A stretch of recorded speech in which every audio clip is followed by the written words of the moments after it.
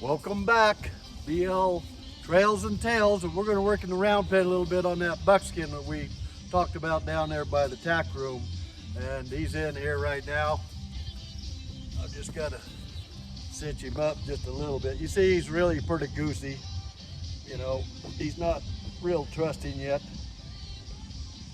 And I've worked with him quite a little bit to get him where he is. But I always let the horses be free.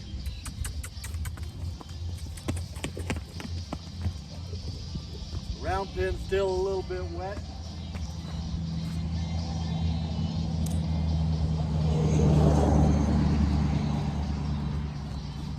I'm going to keep him moving for a while until he settles down just a little bit.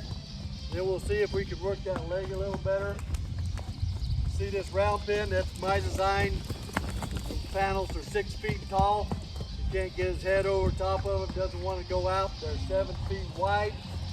And so they make a real nice round pin without any edges. So he's doing good.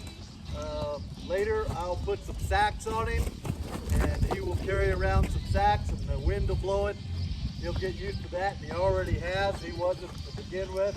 He wasn't very good. But I want to keep him moving. He does what I tell him to in the round pin. He doesn't get to make the decisions. Those decisions are mine.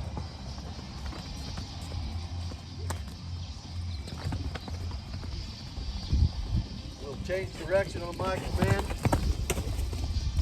I haven't got him. I'd like to see him coming, and when he turns, and when I stop him to turn him, I'd love to see his head, face come towards me and turn and not his butt. But we're not there yet.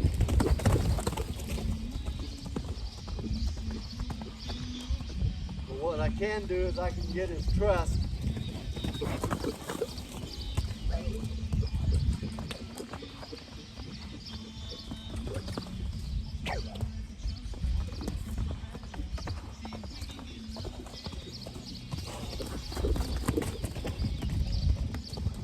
There's a lot to a round pin and the way to handle an animal. Hey!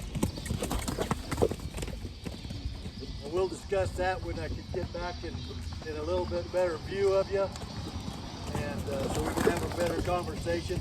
This is going to be kind of quick.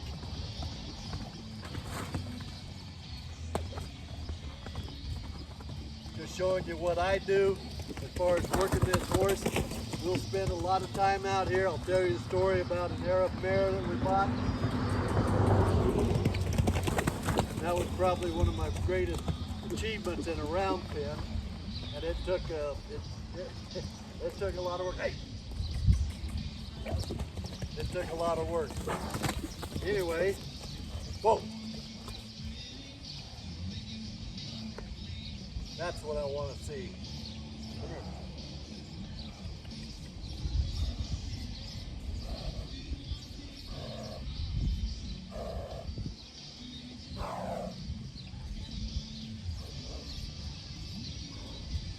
Coming to me.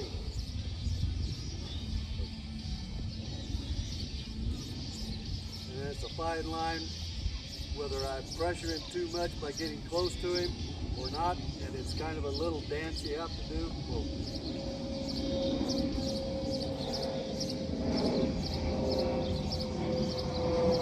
Stood there good for me.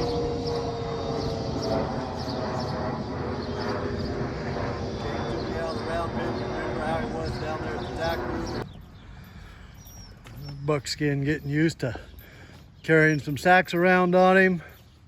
Desensitize him a little bit. He's pretty spooky about everything, so tie some sacks onto him and we'll work him like that a little bit. Right now he's just getting used to it all by himself, and so I'm not bothering him. Nothing's bothering him except for those sacks, and you can see him drop his head there and he's submitting to that.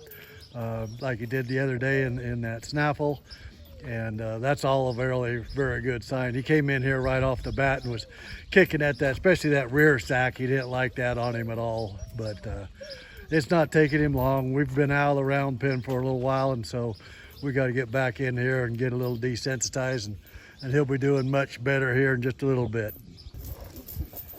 Dang, just as soon as I said he'd be doing better here in a little bit, that that sack burgered him a little bit.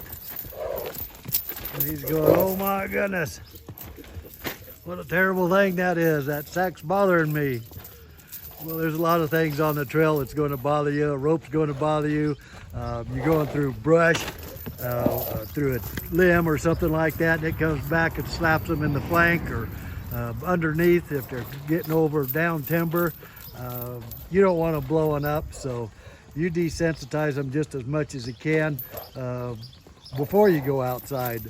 And that makes going outside just a whole bunch easier. It's easier on the horse, it's easier on me for sure. So we try and get as much work done in the round pen as we possibly can. And he's still, he was okay with it there for a little bit, but now it's just bothering him. And you know, but it is what it is. I'm not doing it to him. Nobody's hurting him. Zacks are not hurting him.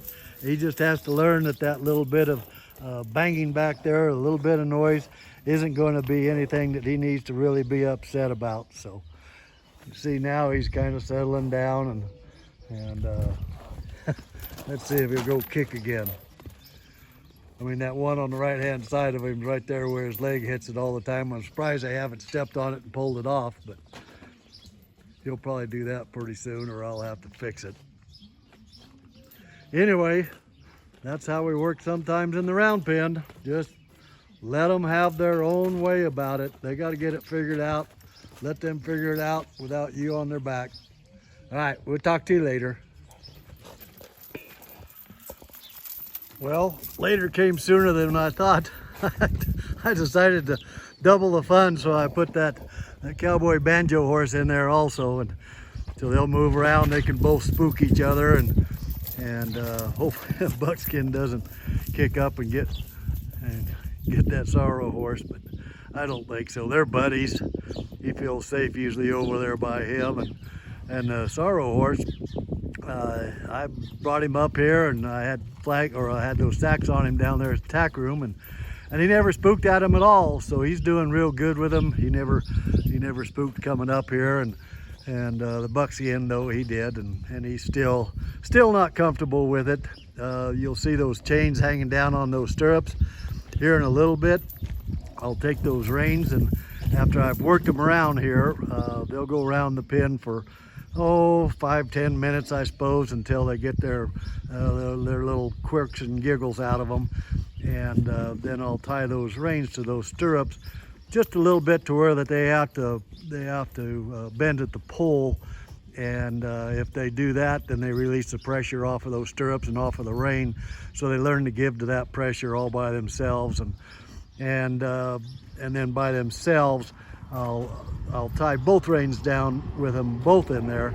But after that, if I put one on them, I'll just use one at a time in there so they don't burger each other, and they can learn a little bit better that way.